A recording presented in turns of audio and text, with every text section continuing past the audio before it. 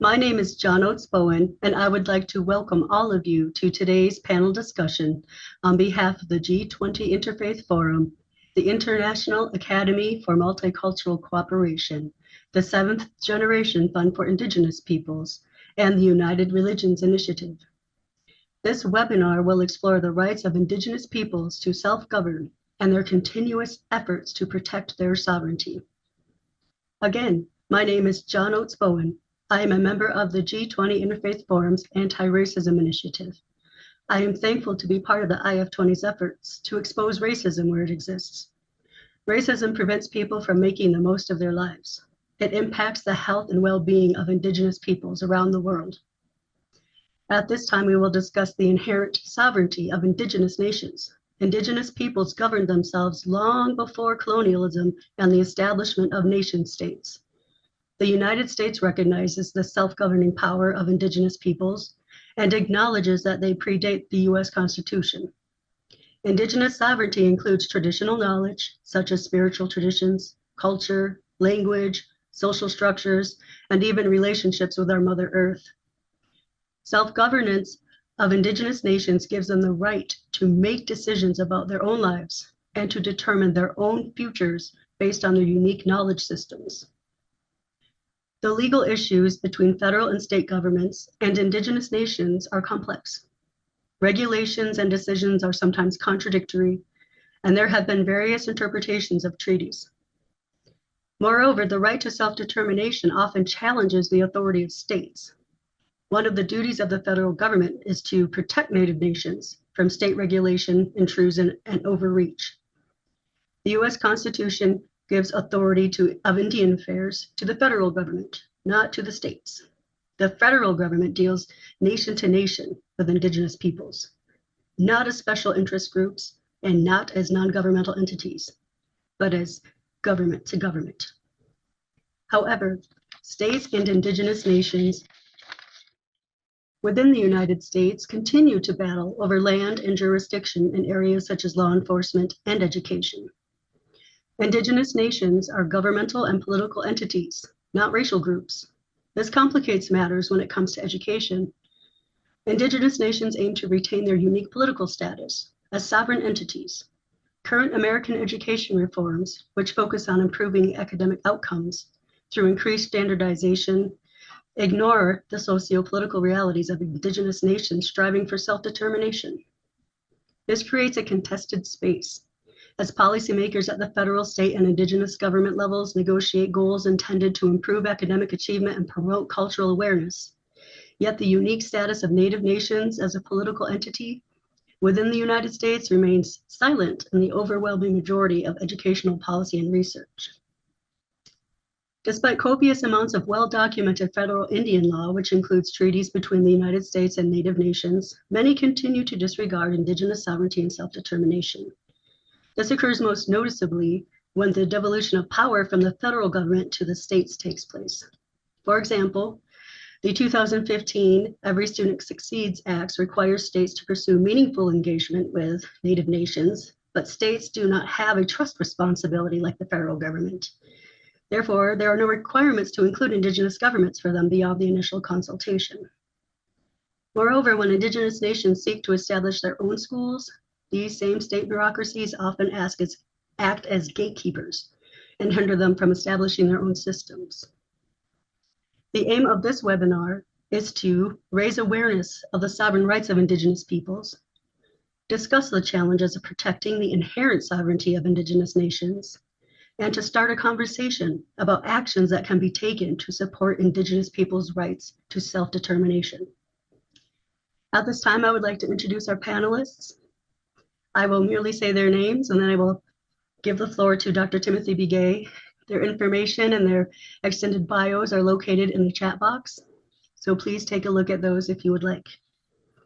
At this time, I will give the floor to Dr. Timothy Begaye. In a few minutes after that, I will pass the floor to Mr. Chris Peters, followed by Robert Odawi Porter. So at this time, Dr. Begaye, you have the floor for 8 minutes. Good morning, good afternoon. Yate at education na considerate Sedeshkujinchla, Yain Tachi, Washishin, Nakaidin Dashiche, Lizathan Dashinal, Sedel Don't Holia Adi Nasha. Good morning again, good afternoon. Over here it's afternoon, so where I'm at. And but I wanted to say thank you to Janos and everyone here for inviting me. And I'll make my contribution, do my best to talk about many of the issues that I know that emerges when we talk about tribal governance and tribal sovereignty. So, and that may sound redundant because I think, Janos, you have touched upon many of these areas that I'm going to speak about. But I also going to talk in three parts. The first part, I'm going to talk a little bit about the history of where we think, or where I think tribal sovereignty and these terminology comes from. And then the second part I'll mention is the how has that emerged into challenges today? And finally, what can we do? What can we continue to do in terms of addressing some of these issues? So tribal sovereignty is something that you don't hear in the larger world unless you're working with tribal people. And I hear that all the time in the different parts of our Indian country, in different places. And where does that come from? It's a kind of a story that is embedded and goes all the way back to when the Europeans came to this land. And they came with this idea that a law that says that any European who comes across new lands can claim that land for his mother country. And so it happens that when using that law, they come to the eastern part of the United States, and thus it was claimed for England and Great Britain. And so never mind who is living there, but it was something that a European law that came into existence. That's, I think, the foundation of how we begin to evolve and emerge what we call tribal sovereignty. From that comes the need to establish relations with the local people that are living there. And with that comes these kinds of agreements that said we can stop fighting each other, we'll live in peace, and provided we come to some sort of agreement. And so they did. And eventually that evolved into what we call today as treaties. And those treaties defined how the relationship was going to be established.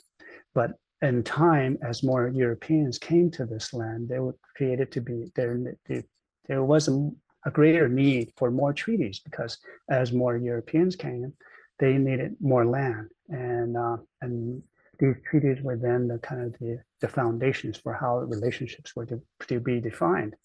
And in that, interestingly, there was this kind of if you think about it, a treaty today, as we see it, is defined as an agreement between sovereign governments, sovereign nations. And so going all the way back, it was clear that tribal sovereignty existed when these treaties were put into place. And in those, it defined how the relationships were going to be established. And so over time, as more Europeans came across the land all the way to the West Coast, all these treaties were signed that defined relationships. And many times were often broken, and many times they're redefined, revised, and all of that.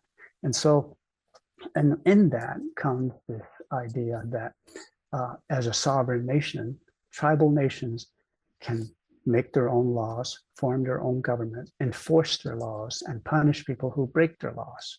And that is a sovereign. So what we now know is, and what I hear a lot of out there is that I hear people mistakenly say there are three kinds of sovereigns in the United States. One is the federal government, one is the state, the third one is the county or the local. But I always ask, wait a minute, we do have a fourth one. It's called tribal governments. And that tribal government has an established relationship with the federal government. Thus, the state or the counties don't necessarily have a role in how that is carried out.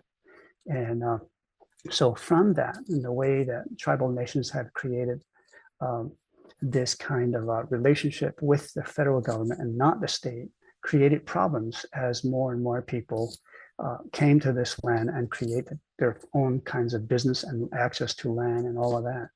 And so from that comes these challenges about things from jurisdiction and about education, healthcare, and food. And back then were often the mainstays of the treaties. In other words, the federal government said that give us this land, well, in exchange for that land, we'll give you an education or healthcare. And oftentimes it was food.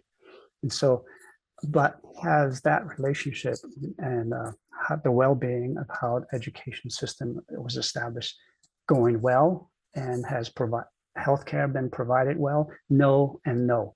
And that's where the problem begins to emerge. And problems began way back, beginning all the way back. But the problem here is, for example, in law enforcement, you have all these sovereign governments in place.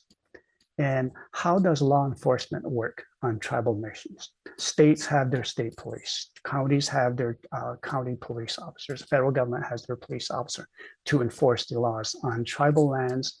Tribal police officers, tribal departments, law enforcement departments have their, but interestingly, because again, going all the way back to the treaties and how tribal sovereignty is defined, we find that tribal law is superseded by federal law.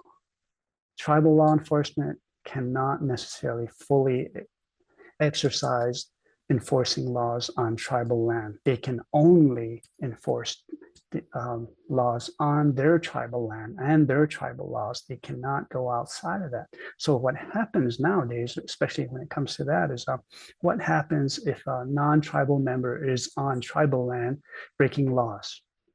Well, it becomes limited in those ways. And same way with healthcare.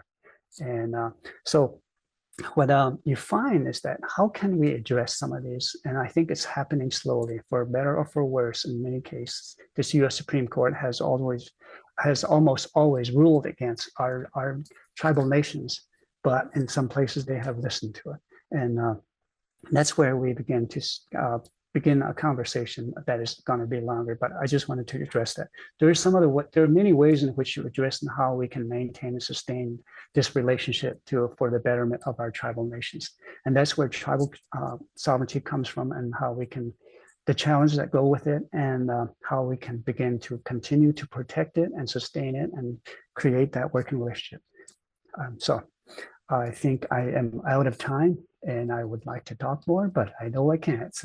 And thank you so much for this little piece that I'm able to contribute. Yeah, I'm thankful, Tim, for your words, Dr. Begaye. We definitely have our proactive people out there trying very hard to establish stronger relationships so that we can maintain our sovereignty, which is so important. Jurisdiction, as you will hear about later, is very interesting and very complicated for Indigenous nations in the United States. But at this time, we're going to give Mr. Peters a chance to talk. So, Mr. Christopher Peters, you have the floor for about 8 minutes. That is so important to all of this issue. The establishment of reservations, particularly in California, all throughout the United States, with possibly the exception of Navajo, were extremely small and established on a land that is not the quality land that you see in the Midwest. All of a sudden, we're expected to establish an economy. And the reservation land is much too small for an economy to grow. We can't support ourselves. And I think that was done by not by accident, but on purpose. You know, that Indian people, Native people were designed to be absorbed to the major society. That's reflected in education and the laws that were passed for Indian people, and laws were passed in general. There is no laws that Indian people had direct input into the establishment of how we are to survive with that law. Unfortunately, most of the programs that are federally oriented are geared toward acculturation, assimilation of Native peoples into the dominant society. And from the very beginning with the Dawes Act and forward, they were established to eliminate us as thinking of Indigenous peoples' sovereignty, inherent sovereignty. Treaties were established, definitely so, as Dr. Begaye has mentioned, but most of the treaties have been broken. And the impact of the broken treaties are always at the fault of the Native peoples. Gold has been discovered in Indian country, and treaties were broken to allow the people to accommodate more gold going to white people. And it was established as a colonial system. And a colonial system is designed toward acculturation into the dominant society. And I think, we look at how it continues today. Certainly, laws that are established on reservations are limited to reservations. And keep in mind, reservations are small territories, or small parcels of land. Most of reservations, or Native peoples, have their sacred sites outside of a reservation area, Mount Taylor, Mount Graham. And unfortunately, in 1988, there was a law passed. And that law basically established that Native peoples would have to, there's a very fine line for Native people to exercise true religious freedom in America. First Americans do not have the same rights and responsibilities as everybody else in the society. Are outside of reservations, and the Forest Service can do what they want with their land, including bulldoze, log, and destroy, if they want to, our sacred places. And that's been in litigation for years and years and years. And I think that's going to be a continued one. What we're confronted with is a system set up for plenary powers. Plenary powers is the authority of the federal government, the authority of Congress over Indian people. And that plenary powers can do away with treaty making, which they did, can do away with religious freedom, which they have, and do away with any type of development outside of the reservation. Restricting Native peoples to a small area of land that were set up not for economic growth, not for personal growth, not for religious growth, but established primarily to keep Indians in poverty the rest of their lives and rest of society. And I think that's an important issue with sovereignty. The plenary powers can be taken away. That sovereignty can be taken away as we speak by the United States Congress. And I think we need to challenge that as Indian peoples. We need to challenge the concept of our sovereignty, and challenge the concept of plenary powers, exercising our sovereignty to do that. We can't live in a society that holds our freedom over us.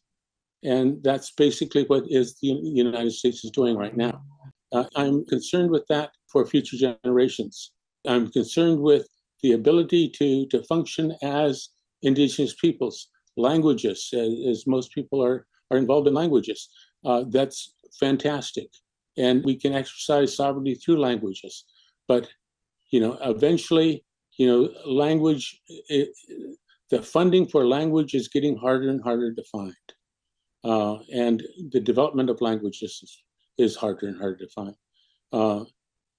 Unfortunately, we have a language system that is modeled after the United States government. We can speak our language and speak it well to teach math, to teach English, to teach whatever. And to a certain extent, it serves as a bribe that we can have a certain ability within our education system that continues, the bulk of the culture continues toward acculturation. And the language programs and the education programs are designed to have people stay with the education process, doing the process of acculturation. And I speak from experience, I'm a graduate at Stanford University, and I understand that that my role in society has been toward acculturation. We are at a turning point, an important turning point. Do we continue on this track or do we not? Getting off the track and getting into more tribal education purposes, tribal governments, exercising our sovereignty will have a backlash. And that backlash will come at us and come at us pretty hard. And it has in the past. If we exercise our religious freedom outside the reservation, we are prevented from doing that. If we exercise economic development outside the reservation. So what is the answer? The answer, as I see it, is land back. We need to get land back, and we need to get huge amounts of land back to be able to control of our destiny, control our sovereignty, control who we are as Native peoples. The issue of climate change, and I didn't get a chance to explore that significantly. My time is running out. But, I think as the United Nations, as the United States government, state of California, turning toward Indigenous peoples to have input into the design of programs to save the world at a time when acculturation has worked effectively. We are losing our elders quickly, and our elders are giving us the opportunity to have some input, some steps in the right direction towards climate change. Unfortunately, it may be too late. So I'll stop there, and we'll continue. Yeah, I'm thankful for your words, Mr. Peters. I do believe that most of our territories are quite small, and it is indeed difficult to do economic expansion. More specifically, even the way we might envision doing it more naturally, it's very difficult to expand. It's very difficult to receive an education without having to uphold the non-native way of thinking. So I thought that was a very good point you made. We often use our beautiful languages to teach non-native thinking. And that is something we're constantly, as language revitalization, is trying to keep in mind as we move forward. What kind of thinking are we pushing when we do that? So that is something to keep in mind. And land back as well, that has really, really become a very passionate topic for many nations across the country, Native nations across the country. At this time, I'm going to pass the floor over to Mr. Robert Odawi Porter, who has 8 minutes. So much interesting content so far. Really want to thank you, Janos, for the invitation and the G20 Interfaith Forum for this opportunity.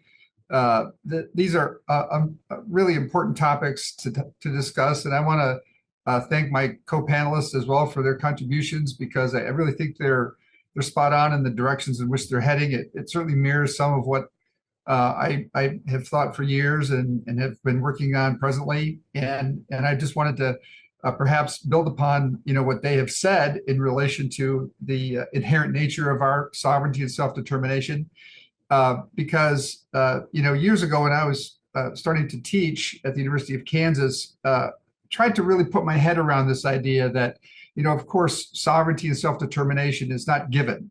It's inherent within our people. And it must be exercised in order to stay alive. And I think it's still true that it boils down to several factors that kind of interplay with each other. One is your belief.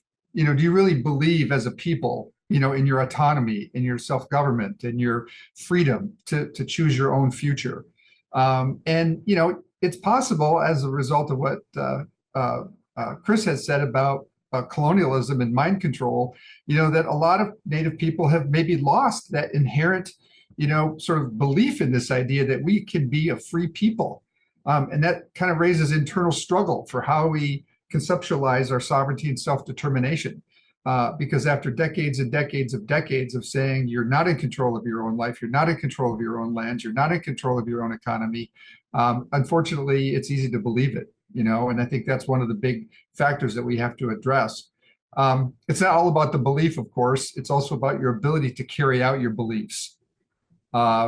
That could be a land base. It could be having, just, dollars in your pocket to be able to do things as a government, as a people, as a society. It could be having a population. Many of our tribal nations are quite small in terms of their size. Others are quite large, like the Diné. But that is part of capacity, human talent, human energy to bring to common challenges and opportunities. And then lastly, you really also have to have that recognition, by your neighbors, by other governments, by other people, that you have those inherent rights, those inherent beliefs that have to be carried out. And, as a lawyer, I've been trained to kind of live at that edge of where the assertion of belief is in conflict with others, who don't believe, in what we believe. And so that's where you get sometimes historically violent conflicts over sovereignty and power. I spoke of it in the modern era, going back to Alcatraz and the Red Power movement, it was called, to mobilize our people. But it has transcended it. In my own life, I've been influenced heavily by my nation, the Seneca Nation, fighting back against New York State and taxation efforts, and our people sacrificing their bodies, against state troopers willing to beat them, to condemn our economy to taxation. So it transcends in a real powerful vortex of this belief, this ability of this recognition, I think, is how I continue to think of it as sovereignty, as self-determination of choice for the future. There's a lot to say about the threats, and some of them are obvious, but I want to pick up on a thought in terms of a couple of things I work on today. The cultural assimilation, is really the silent killer, in my view, because America, is in the grand scheme of nations of the world, there are worse, as we know. But Americanism brings with it a cultural assimilation and a belief that you can forgive, forget, give up your culture from where you came from as an immigrant. And I'm concerned, as I have been for many years, that same belief system is affecting many of our native people. That over time, they come to believe that, you don't have to really worry about your tribal nation. You don't have to really worry about your language or your culture. Somehow it'll always just exist. And it makes us, I think, complacent, in terms of how we fight to survive every day, because Americanism is so powerful. It pulverizes us with, TV and media and TikTok and, everything else that our kids face. And as I've gotten older, I've gotten more attuned to the challenges of perhaps the greatest disease of Americanism, which is forgetfulness. Americans, by definition, don't want to learn about the past because everyone came from the past in their other country to come here. And structurally, it's about today and the future, and who wants to teach Americans about, what they did to us, in their past. They want to talk about artificial intelligence and microchips and how do we become taxpayers in the future. And I think we get swallowed by that, and our kids and our nations are affected by it. And I've seen it more and more. For example, this is the 100th anniversary of the Indian Citizenship Act. And pretty much almost all of the commentary is supportive, and it's about time, and it's a civil rights issue. And I've probably been the only one in the academy, but a lot of Haudenosaunee, for the most part, take the position that is the ultimate act of colonialism. That we have our own nations, we have our own treaties with the United States. We don't need to be Americans. We'll do just fine without it. And I think that debate and discussion is part of what, in my own work, I'm trying to elevate this year, this 100th year, to create, more of a counterbalance. Because certainly I would never, in the modern era, say no to the folks I work with or any Native people that, hey, if you can control the county commission or the school board with your votes, do it, because that probably is going to really make some improvements in your life. But at the same time, it was never anything that was a gift. It was a weapon, a tool, about that cultural assimilation that we have to be mindful of. There are modern manifestations of this challenge, that are more tangible in a sense. And one of the areas that I work in a lot these days is anti-taxation efforts. No one cared about Native people as taxpayers when no one had any money. But now that there's an increasing growth of economy, the Internal Revenue Service, state governments, county governments. They want our money, and it's the modern land grab.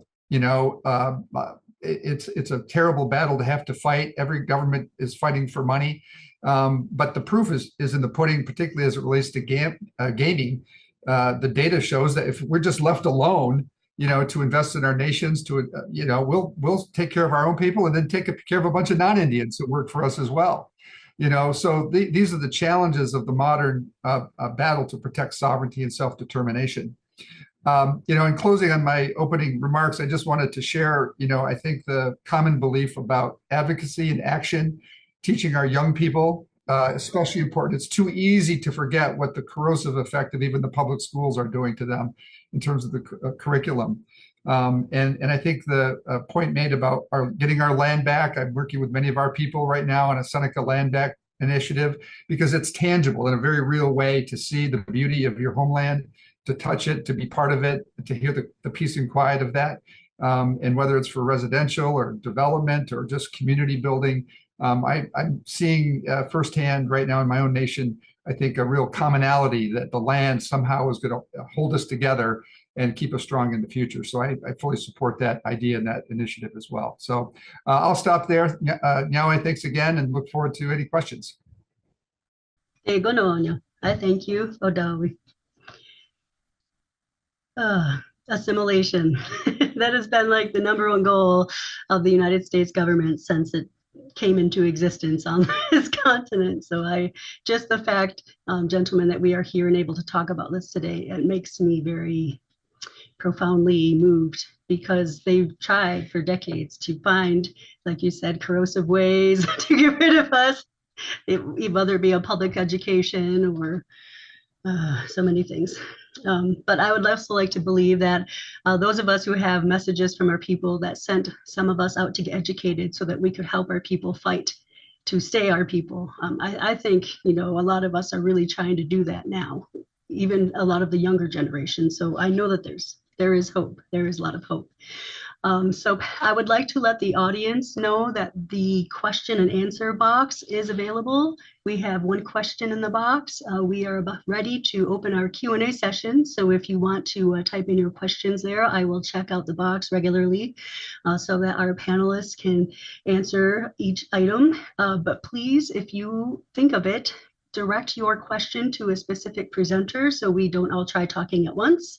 That will make it be a little more smooth. In the meantime, we do have a few less minutes, maybe about 15-ish minutes to do our Q&A session. So we will start, and we do have one question in the box, and this is a general one. And it's talking about the violence against Indigenous women. And the audience members said that they know it's a big issue here in the United States as well, the disappearance of First Peoples women, and they would like to know what is being done around this issue. The beginning of a success of the efforts taken to include within the Violence Against Women Act a reversal of the colonialism that says that tribal nations do not have criminal jurisdiction over non-Indians. A very powerful initiative and coalition came together. It was just renewed in 2022 to say that tribal nations have inherent authority to prosecute domestic violence offenders. And it's sort of obvious that if you have a jurisdiction that doesn't have power to deal with a group of people, a lot of bad things are going to happen as those people have no one to hold them accountable. And because so many Native women find themselves in destructive relationships with non-Natives, or vice versa, the non-Natives find the women to abuse in these domestic violence contexts, the tribal governments are stepping forward, but Congress helped with that effort as well by changing the law. And that's just one example, because I want to give a real congratulations to all of those who worked on that issue. Because it is an example. It's not perfect. It's not going to solve all problems overnight. But boy, just closing the door a little bit might be a way to help protect Native women in ways that has never happened before. Yeah, Robert Odawi Porter, would any of our other panelists like to answer this question? Mr. Peters, go ahead. I concur. that the legislation is extremely important to protect Native women. I think we're looking at man's camps as a major issue in Canada and in the United States.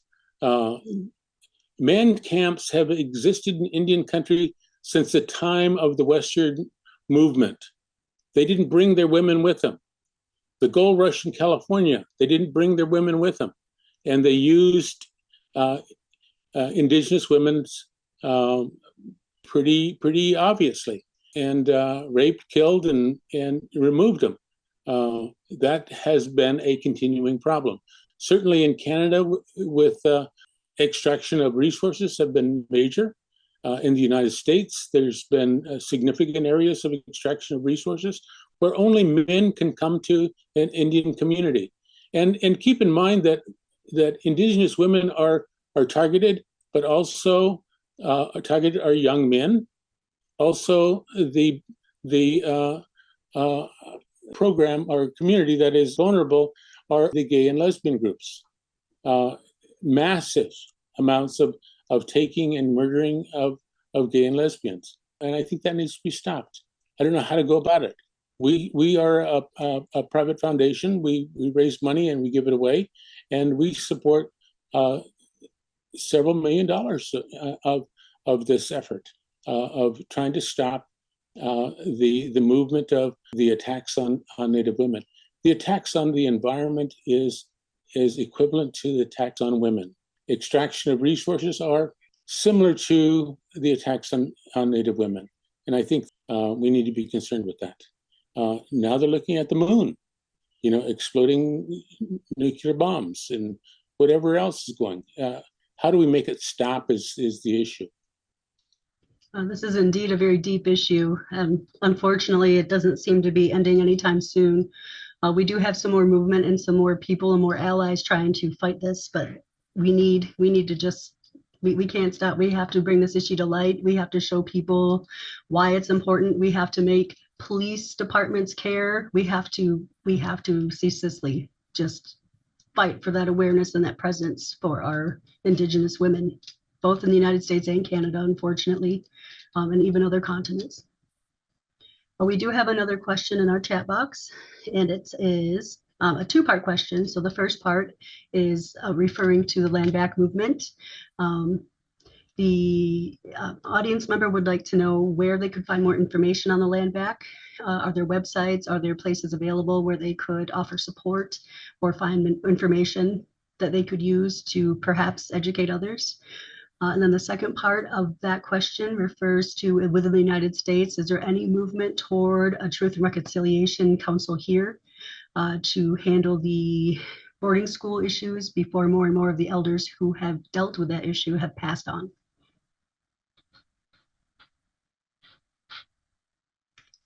Begaye, you didn't talk last time, so we'll let you.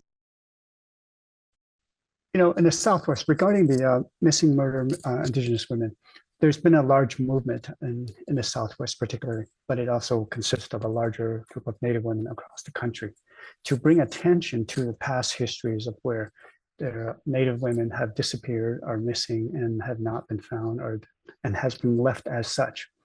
And so what's happening now is it's getting attention of at the federal level, where there's now been a task force put together to address specifically this. And a large part of the problem is that many of these have not been reported. Many of the missing murdered Indigenous women, Indigenous people have not been reported, or when they were way back when, they were often overlooked and ignored, and for any number of reasons, and have been left like that. And so the number of people that are currently being identified is growing. And that is, I see a lot of that here in my hometown in Albuquerque, New Mexico. You see the movement happening. You see they have now a website where you can go to. I think it's Missing Murder Indigenous Women, something along those lines.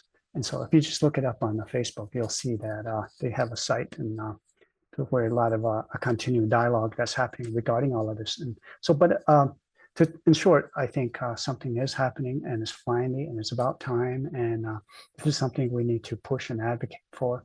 Not just here in the Southwest, but I think it's happening elsewhere, and it just needs to get more momentum to bring attention on investigating, following up, and probably many cold cases that are in place now. So, but that's all. Yeah, my Tim, for adding a bit more about the missing and murdered Indigenous women's issue. It is extremely important, and I do hope that those of you who are watching today will educate yourselves and family members and co-workers, whoever you can, about this deep and important issue. Unfortunately, Native women are awfully overlooked in many situations, so we need to advocate for them. I do want to go back to the second question, though. Are there places supporters could look to for land back information, and how to perhaps support Indigenous efforts in that area? And also, how do we perhaps move the US forward or toward the idea of some sort of a reconciliation council in terms of the boarding school issue? Mr. Peters. Yeah, it's the concept of reconciliation. How can you reconcile the past that Indigenous peoples have gone through? There's no such thing. You can't reconcile it, and you can be truthful about it. Certainly we advocate truth, but reconciliation is a hard word to talk about. Reconciliation is a Christian concept. And the worst thing that Native peoples have experienced is Christianity. And Christianity has planted itself in Native communities deeply. There's more churches on some of the reservations than sawmills or mining companies, and we have been targeted by religious groups in terms of missionization, and that missionization has impacted most of our communities to the point where it's difficult to get that unanimous consensus about our direction that we want to go. And I think that needs to be stopped. Missionization has to be halted in Indian country. I'll stop there and let other people talk. I just, for everyone's benefit, put in the chat just a link to the Indian Collective and some of the land back information. It plays out in a lot of different ways. Tribal nations are working on this. I just recently worked and represented the Prairie Band Potawatomi Nation that restored their lands in Illinois, where they had been removed, a unique treaty situation. So there's a lot of different ways, grassroots, but also government action. And shockingly, in my experience, state governments are considering turning back land, state park land, back to tribal nations. And so, boy, if you live in a state like that, go for it, because I don't. And so we don't have that same kind of relationship in New York. Secondly, the boarding school initiative, Deb Haaland, Secretary of Interior, Native woman, first time ever, has put together efforts to deal with, the reconciliation and boarding school issues. I'm more on the side of vengeance and retribution than reconciliation, to be honest with you, because it just is such a hard issue. I'm not a direct boarding school participant or student, but my grandmother was, and that's why I'm an English speaker, and I went to college perhaps in ways that otherwise might not have, because of the lack of Seneca language foundation in my family's trail from her time at the boarding school. But I think it's a big issue, and the one thing from a lawyer perspective that I would love to find more allies is to get legislation moving forward to amend the statute of limitations to be able to bring legal actions against the federal government and even the churches, as was the case in Canada, to allow for legal recourse, because many of the students, the victims of these boarding schools, are elderly and are not going to be here. If their story is to be heard, it's got to happen soon. But hopefully that's another direction that can be pursued by advocates. One concern that one of our board members used to be, he's from Canada, says, why do Native people go to Ottawa and cry on the shoulders of people that took our land? Here in the United States, why do we go to Washington, D.C. and cry on the shoulders for more money, more legislation, more answers of the people that stole our land. It doesn't make sense. You're not going to get that type of justice by going to people that stole our land.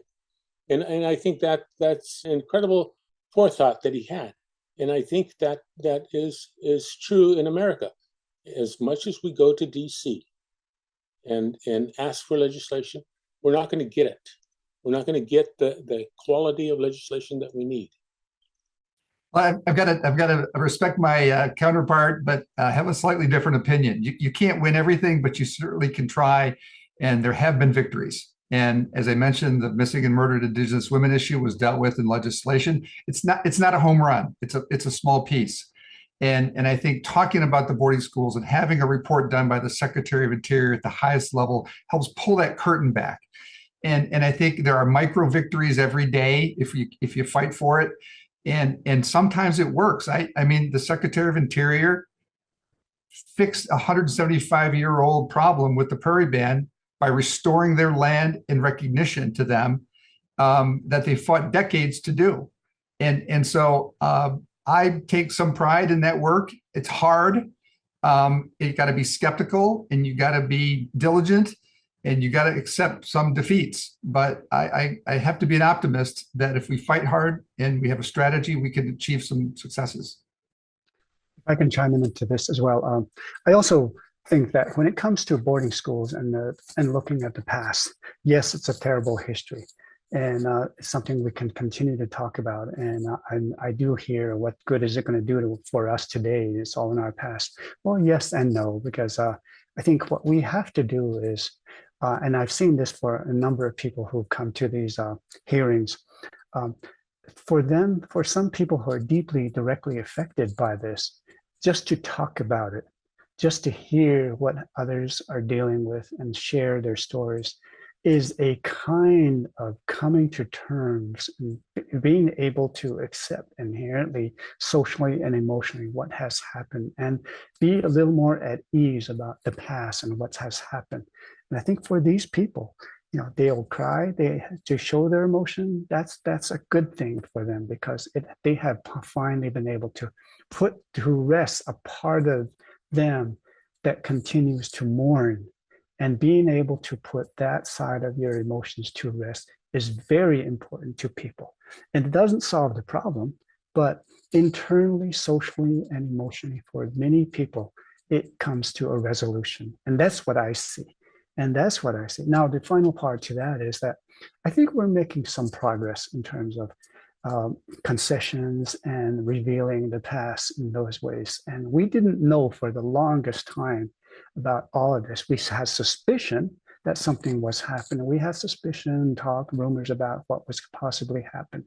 And up north, yes, that finally came clear. Yes, it was happening. Our suspicions were affirmed all along. And down here in the United States, yes, it's the same thing, but it's slowly emerging to the top. And eventually, I think all of it will. And they will all, in the long run, help us, make us feel better about our past and the animosity that we feel towards other people in this part of society. That's what I see. I appreciate all of your input on this interesting topic. Unfortunately, we are out of time for the question and answer session. For those of you who did not see where Robert Odawi Porter had placed those links, if you look inside the question and answer box, you will see open questions. It's not there. You have to go to the answered questions, and you will see the links inside the answered area. They are still there. If you need to cut and paste them or save them to your web browser, you have time to do that. In the meantime, I'm going to shift us over to conclusion time. I would give you each about 2 quick minutes to wrap up your thoughts on sovereignty for Indigenous peoples within the United States. So we will start with same order. So we'll go with Dr. Begaye. Okay, final comments. I think the topics and the issues that we raised here in this discussion is something that we will continue to talk about. It's something that some of it is slowly some of the answers are being made, some are raising more questions. But nonetheless, we are moving forward and addressing this in our own ways, given our professional backgrounds and our knowledge and our skills. We're moving on them. I think we all are. As Native people, we're addressing them in many ways. And oftentimes there's the other side, what we always talk about, our position versus the other side that's not willing to move. And I think they're slowly starting to listen to us, hear us out, and realize that there are some solutions that we all want to come down and move forward with. And we're slowly getting there, I think. So in this way, I do feel hopeful, regarding education. Many of the tribal schools people are trying to make it happen. And they may not be the best schools out there, but they're trying. Our language, I work with language in the tribal schools, and what's happening is some tribes have lost more of their language and culture than others. But nonetheless, they're trying. They're trying to revitalize their language. Perhaps nobody in the community any longer speaks the language, but nonetheless, it's happening. I see hope there, and and they have my support. And when it comes to healthcare, it's not any different. When it comes to law enforcement and legal jurisdictions on a reservation, I think we're making progress, and we just have to be steadfast and move forward on it and try and work together and collectively combine our ideas and knowledge and skills to make things happen, to address what is out there, and be able to work together and live together as a society and flourish and move forward. Yeah, Dr. Begaye. All right, Mr. Peters, you have a chance for your conclusory remarks. Yeah, I think the abundance of resources are not placed on native lands, and they are being sought after aggressively by an answer to climate change. The batteries that run the new car systems is destroying native lands. All of the materials and the resources to produce a battery is within 35 miles of an Indian reservation. It's going to impact cultural areas, it's going to impact sacred areas, it's going to impact native peoples. Historically, uranium dumping, mega dumps, all of which have been perpetrated by the federal government, are having its impact on native lands. With regard to land back, in California at least, there's significant amounts of land available for conservation purposes. And native peoples are believed to have the secret to conservation. And they're looking at 30% of the land back going to native peoples in California by 2030, primarily for conservation purposes. If we want to build a system to conserve land, we can get it. None of which is land back for native purposes, none of which is available for inherent sovereignty to control, to use, to however we want to use it. So I'll leave it there. Yeah, I appreciate you giving Mr. Porter some time since he's the last one. Just leave me at least a minute to thank our co-hosts, etc. But you have the floor. Thank you, Nyawa, again, for this great program, this great discussion. At the end of the day, sovereignty, self-determination is an internal activity for our people. Washington can't fix it. Lawyers can't fix it. It has to be done internally. And I think what that really means is we have to focus on our children, and we have to make sure they understand what they need to know to survive as people and for our nations. And I think there's a range of tangible activities. I've written a lot of articles and a couple of books that I don't think anyone's ever read, but I think tangible work like how to catch a fish or skin a deer, how to, we have a guy who just got his PhD in our nation from a great school who's teaching kids how to do computer coding at a camp this summer, and that's important too. And the land back and going and touching the soil and being part of that is really important. Read your treaties, the basics of what we maybe all in various ways have learned, I think of where we've got to be right now with our future and our children to make sure that they have the tools that they need to keep our nations alive and our people moving forward. So that's all I would offer is, good luck to everyone in that important work. And, the Creator, I hopefully will will continue to give us blessings that we can be thankful for. So this actually concludes our webinar. I learned so very much from all three of you. And at this time, I would like to take a moment to thank the International Academy of Multicultural Cooperation for offering tech support for today's webinar. I would also like to thank our co-hosts, the G20 Interfaith Forum's Anti-Racism Initiative, the 7th Generation Fund for Indigenous Peoples, and the United Religions Initiative. I would also like to express my gratitude to our panelists who have assisted us in developing a deeper understanding of Indigenous sovereignty. And lastly, I would like to thank our attendees who have made the conscious effort to hear more about this continuous struggle of Indigenous peoples to protect their right to practice self-determination. At this point, that is all we have for today, and I thank you all for listening.